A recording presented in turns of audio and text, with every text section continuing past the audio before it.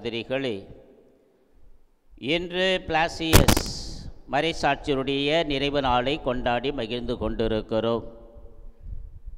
இவர் அர்மேனியா நாட்டில், அதாவது இப்பொழுது இருக்கிற துருக்கி நாட்டில் சபாஸ்டே என்ற நகரிலே ஆயராக இருந்த சமயத்தில்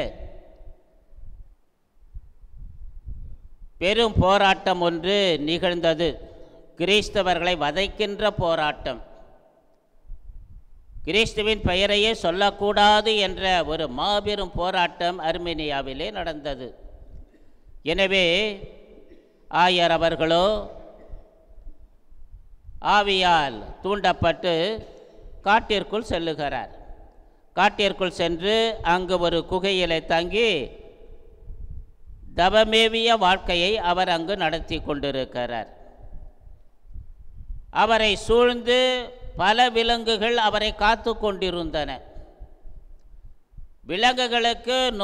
விலங்குகள் நோய்வாய்ப்பட்டாலும் சரி, காயப்பட்டாலும் சரி, அதற்கு இயற்கை வைத்தியம் செய்து குணப்படுத்தி வந்தாராம். ஒரு நாள் அரசு வேட்டைக்காரர்கள் விலங்குகளை பிடிப்பதற்காக, சர்க்கஸுக்காக விலங்குகளை பிடிப்பதற்காக அங்கு வருகிறார்கள். குகையில் புனிதர் இருப்பதை கண்டு அவரை பிடித்து கொண்டு அரசரிடம் இழுத்து செல்லுகிறார்கள். செல்லுகின்ற வழியில் ஒரு தாயானவள் தனது மகனுடைய தொண்டையிலே மீன் முள்ளானது சிக்கிக் கொள்ளுகிறது. எனவே அதை எடுக்க முடியாமல் அந்த தாயானவள் தவித்து கொண்டிருக்கிறாள். புனிதரை இழுத்து செல்லுகின்ற அந்த வழியிலே அந்த தாயானவள் தனது மகனை கொண்டு வந்து அவனை ஆசீர்வதிக்கும்படியாக கேட்கிறாள். அவரோ கையை வைத்து ஆசீர்வாதம் செய்கிறார். மீன் முள் வந்து வெளியே விழுகிறது.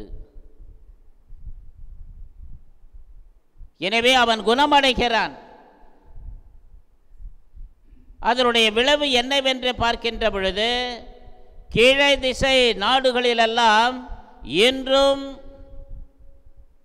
இந்த தொண்டையில் எந்த உபாதை ஏற்பட்டாலும் இந்த புனிதரிடம் ஜெபிக்கின்ற ஒரு மாபெரும் பழக்கமானது இன்றும் இருந்து கொண்டிருக்கிறது. எங்கே என்று பார்த்தோம் என்றால், பிரான்ஸில், ஜெர்மனியில், அமெரிக்காவில் இன்றும் இந்த விழாவின் பொழுது தேன் பத்திகளை செய்து சிலுவையாக அதை செய்து தொண்டையில் வைத்து ஜெபிக்கின்ற பழக்கமானது இன்றும் இருந்து கொண்டிருக்கிறது. கப்பதோசியா நாட்டுடைய ஆளுநன் எரிகோலாஸ் இவரை பிடித்து வந்து இயேசுவை மறுதலி, ரோமை கடவுளை சிலைகளை வழிபடு, இல்லை என்றால் உன்னை கொன்று விடுவேன் என்று மிரட்டுகிறான். ஆனால் இவரோ இயேசுவை தவிர வேறு ஒருவரையும் நான் வழிபட மாட்டேன் என்று ஊர்ஜிதமாக சொல்லுகிறார். கோபவெறி கொண்ட ஆளுநன் அவரை நெய்ய புடைக்கிறான். அதை பற்றி அவர் கவலைப்படவில்லை. இரண்டாம் முறையாக அவரை அழைத்து வந்து, இது போதும்னு நினைக்கிற, ரோமை கடவுளை வழிபடு என்று. அப்பொழுதும் அவர் என்ன சொல்கிறாரு, என் உயிரே போனாலும் சரி, என் விசுவாசத்தை நான் கைவிட மாட்டேன் என்று சொல்லுகிறார்.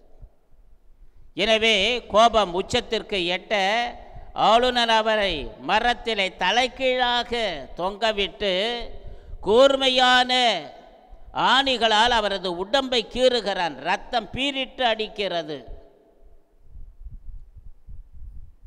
பல நாட்கள் அப்படியே ரத்தம் சொட்ட சொட்ட அவர் இயேசுவினுடைய நாமத்தை உச்சரித்து கொண்டே இருக்கிறார்.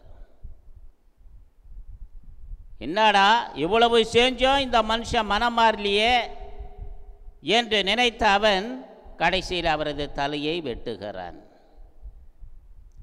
அன்புக்குரியவர்களே, இயேசுவுக்காக, இயேசுவின் மதிப்பீடுகளின்படி வாழ்வதற்காக இந்த பிளாசியஸ் தனது உயிரையே கொடுக்கிறார். ஆம் அன்புக்குரியவர்களே, இவரிடமிருந்து நாம் கற்றுக்கொள்ள வேண்டிய பாடம் என்னவென்று பார்க்கின்ற பொழுது, ஆணித்தரமான விசுவாசம். இன்றைக்கு நமக்கு ஏதாவது உடல் உபாதைகள், நாம் நினைச்ச காரியம் நடக்கலை அப்படின்னா கோயிலுக்கு வரமாட்டோம், பாவசங்கீர்த்தனை செய்ய மாட்டோம், திருவிருந்தில் பங்கெடுக்க மாட்டோம். இதுதான் நம்முடைய விசுவாசம், மேலோட்டமான விசுவாசம்.